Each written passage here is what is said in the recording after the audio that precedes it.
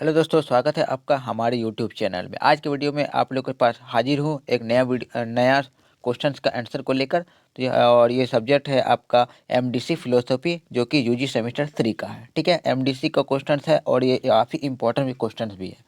ठीक है, तो चलिए शुरू करते हैं पहले क्वेश्चंस जो कि इस सेशन का है, जिसको जो हम लोग बात करने वाले हैं। ठीक है, तो देखिए क्या है, डॉक्टर भीमराव अंबेडकर कौन थे और अंबेडकर द्वारा किए गए विभिन्न सामाजिक कार्यों को विवेचना कीजिए। ठीक है, डॉक्टर भीमराव अंबेडकर कौन थे और उसके द्वारा किए गए सामाजिक विभिन्न जो समाज के भलाई के लिए काम किए गए थे, वो सब क्या क्या सामाजिक काम किए थे, वो सब हम लोग आज के इस वीडियो में देखेंगे। तो आंसर को देखते हैं हम लोग। अगर देखा जाए तो भारत के समाज में, देखिए, भारत के समाज में एक अग्रणी नाम है। इसके द्वारा किए गए विभिन्न सामाजिक कार्य ने समाज को नई दिशा प्रदान की। तो जो डॉक्टर भीमराव अंबेडकर का जो नाम है, जो कि आप लोगों ने शुरू से ही जरूर इसका नाम सुना होगा, संविधान को बनाने में भी इसका बहुत बड़ा योगदान रहा था। और दलितों के लिए जो काम किया था वो भुलाया नहीं जा सकता। ये दलितों के उत्थान के लिए सबसे बड़ा काम करने वाले ये थे। अगर शॉर्टकट में अगर थोड़ा सा अगर जानकारी दूं, तो डॉक्टर भीमराव अंबेडकर खुद दलितों से बिलोंग करते थे और बहुत बड़े वकील भी बने थे, बहुत बड़े अर्थशास्त्री भी रहे। और सबसे मेन काम रहा दलितों का उत्थान। उसके बाद फिर संविधान बनाने में भी उसका बहुत बड़ा योगदान रहा था। ठीक है, आगे देखते हैं। डॉक्टर भीमराव अंबेडकर का जन्म 14 अप्रैल 1891 को मध्य प्रदेश के महू में हुआ। ठीक है, 14 अप्रैल 1891। देखिए, भारत का आज़ादी से कितना पहले इसका जन्म हुआ था, मध्य प्रदेश के महू में। ठीक है, आगे देखिए कि इन्होंने लंदन स्कूल ऑफ इकोनॉमिक्स और कोलंबिया विश्वविद्यालय दोनों से डॉक्टर की उपाधि प्राप्त की। ये कोलंबिया डबल हो गया है। तो कोलंबिया विश्वविद्यालय और लंदन स्कूल ऑफ इकोनॉमिक्स दोनों जगह से उन्होंने शिक्षा ग्रहण किया। और ये किस किस मामले पर शिक्षा ग्रहण किया? एक तो कानून की शिक्षा, उसके अर्थशास्त्र, राजनीतिक विज्ञान के क्षेत्र में शोध भी किया। ठीक है, इसने कानून के क्षेत्र में बहुत बड़े जानकार रहे, और उसके अलावा अर्थशास्त्री भी रहे और राजनीतिक विज्ञान के भी बहुत बड़ा जानकार रहे, और उस पर उसने शोध भी किया है। ठीक है, रिसर्च भी किया उस पर कि, और जो कि रिसर्च जो करते हैं वो उसके बारे में बहुत ज़्यादा डीपली नॉलेज हासिल कर लेते हैं। ठीक है, आगे क्या करें। देखिए, भारत के पहले कानून और न्याय मंत्री भी बने। देखिए, क्योंकि कानून के बहुत बड़े जानकार रहे, तो भारत के जो भारत का पहले कानून मंत्री भी बने थे। ठीक है, और संविधान सभा के प्रारूप समिति के अध्यक्ष भी रहे थे। वे लोगों के बीच बाबा साहेब के नाम से विख्यात है। ये जो नाम है बाबा साहेब, डॉक्टर भीमराव अंबेडकर को ही कहा जाता है, जो लोगों के बीच में काफ़ी प्रसिद्ध रहे इसी नाम से। ठीक है, भीमराव अंबेडकर ने समाज में दलितों और अछूतों के लिए आंदोलन चलाया। ये नाम जो आप देख रहे हैं कि दलित और अछूत, दलित जो लोग होते थे, अछूत जो लोग होते थे, जिसे लोग क्या करते थे कि छोटे मोटे काम करवाते, उन्हें तो समाज में कोई वैल्यू ही नहीं दिया जाता था। उन लोगों के उत्थान के लिए डॉक्टर भीमराव अंबेडकर ने एक से एक बढ़कर आंदोलन किया, और यहाँ तक कि संविधान में और अलग अलग अंग्रेजों के पास इसका डिमांड किया कि दलित और अछूत लोगों को भी बराबरी का दर्जा दिया जाए। ठीक है, उन्हें समाज से काटा ना जाए। ठीक है, इस पर भी उसने अंग्रेजों से बात की। आगे देखिए, भीमराव अम्बेडकर ने समाज में क्या किया कि भीमराव अम्बेडकर ने समाज में दलितों अछूतों के लिए आंदोलन चलाया और समाज में उनकी पहचान बनाने की कोशिश की, कुछ पहचान दिलाने की कोशिश किया कि अछूत लोग भी समाज का हिस्सा है। ठीक है, भारत सरकार अधिनियम 1919 को प्रस्ताव बनाने वाली कमेटी के सामने अंबेडकर ने क्या किया, ने दलित एवं अन्य धार्मिक समुदाय के आरक्षण की बात रखी। देखिए, 1919 में जब भारत सरकार अधिनियम बन रहा था, तो अंग्रेजों के सामने उन्होंने मांग किया कि दलितों और धार्मिक समुदाय के लिए आरक्षण दिया जाए, क्योंकि वो बहुत पिछड़े हैं। अब वो पिछड़े हैं तो वो पिछड़े ही रह जाएंगे जब तक उन्हें आरक्षण नहीं दिया जाए, उन्हें मौका नहीं दिया जाए, उन्हें उठाने का मौका दिया जाना चाहिए। उन्हें आरक्षण की मांग करी 1919 में। आगे देखिए, सन 1920 में एक साप्ताहिक पत्र मुक नायक का प्रकाशन शुरू किया। ये जो पत्र है उसने शुरू किया था, जो सप्ताह सप्ताह में ये पत्र प्रकाशित होता था, जिसने देश में दलितों को संगठित करने की कोशिश की। ये जो पत्र रहा था सप्ताह सप्ताह में प्रकाशित होती थी, और ये दलितों का मुद्दे पर ही होता, दलितों का को इकट्ठा करने, उससे संगठित करने का एक प्रयास था। ठीक है,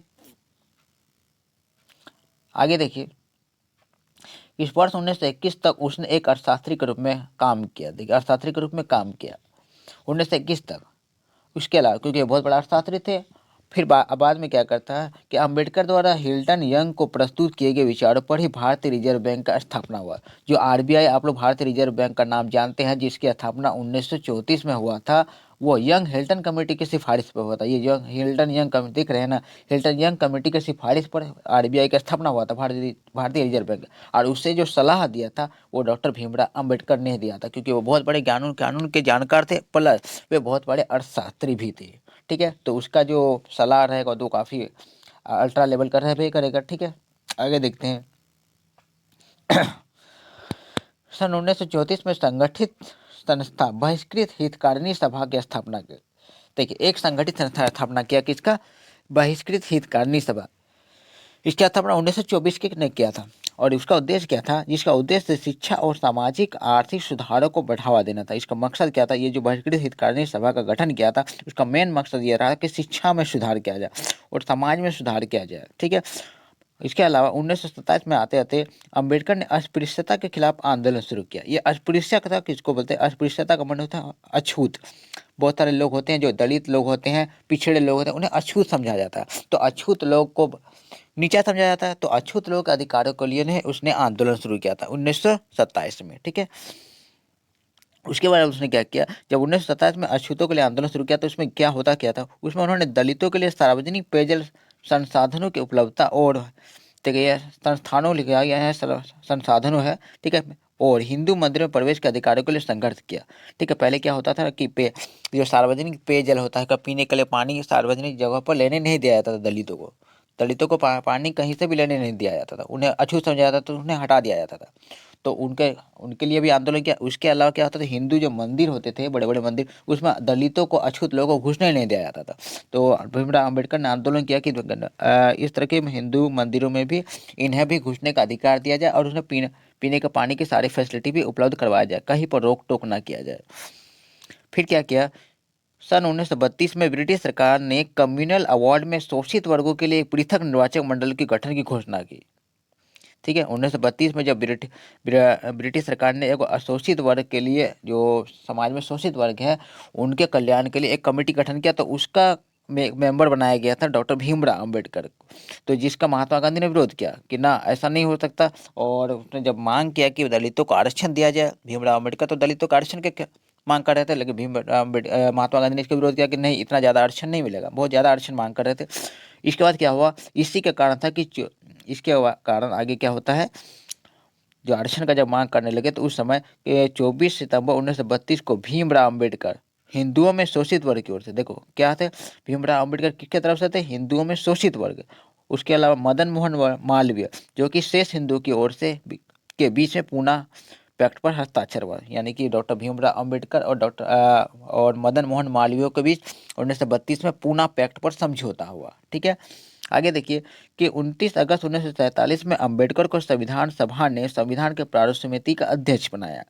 जब संविधान बन रहा था 1947 में, संविधान बनाने का जब ये बात चल रही थी, क्योंकि आपको पता ही कि संविधान बनने में 2 साल 11 महीना 18 दिन यानी काफ़ी समय लगा, और उसका प्रारूप कमेटी का ही मेंबर अध्यक्ष बना दिया गया डॉक्टर भीमराव अंबेडकर को। आगे क्या है कि सन 1956 में अंबेडकर ने बुद्ध धर्म अपना लिया। देखिए, अपना धर्म छोड़ के बुद्ध धर्म अपना लिया, क्योंकि उसको बुद्ध धर्म पर बहुत ज़्यादा लगाव हो गया था। फिर क्या हुआ? बुद्ध धर्म, ये बूढ़ा लिखा है, बुद्ध धर्म से समझ, ये बुद्ध है। ठीक है, बुद्ध, यहाँ पर आपको बुद्ध समझ लीजिएगा। ठीक है, बुद्ध धर्म से संबंधित किताब द बुद्ध एंड हिज धर्म की रचना की। उसने एक किताब भी लिखा, बुद्ध धर्म एंड हिज धर्म। ठीक है, और ठीक है, आगे देखिए कि मुंबई के दादर में स्थित चेत्रा भूमि उनकी समाधि स्थल है। मुंबई में एक जगह है दादर, और वहाँ पर उनका जो समाधि स्थल है उसका नाम है चेत्रा भूमि। ठीक है, वहीं पर उसका समाधि है। तो आज के वीडियो में हमने बात कर लिया डॉक्टर भीमराव अंबेडकर और उसके द्वारा समाज में किए गए विभिन्न कार्यों को लेकर। ठीक है, उम्मीद है आप लोग को ये सेशन पसंद आया होगा। पसंद आया होगा तो दोस्तों के बीच शेयर कर दें, उसके बाद लाइक और सब्सक्राइब भी कर दिए। मिलते हैं हम लोग नए वीडियो पर और नए टॉपिक्स को लेकर।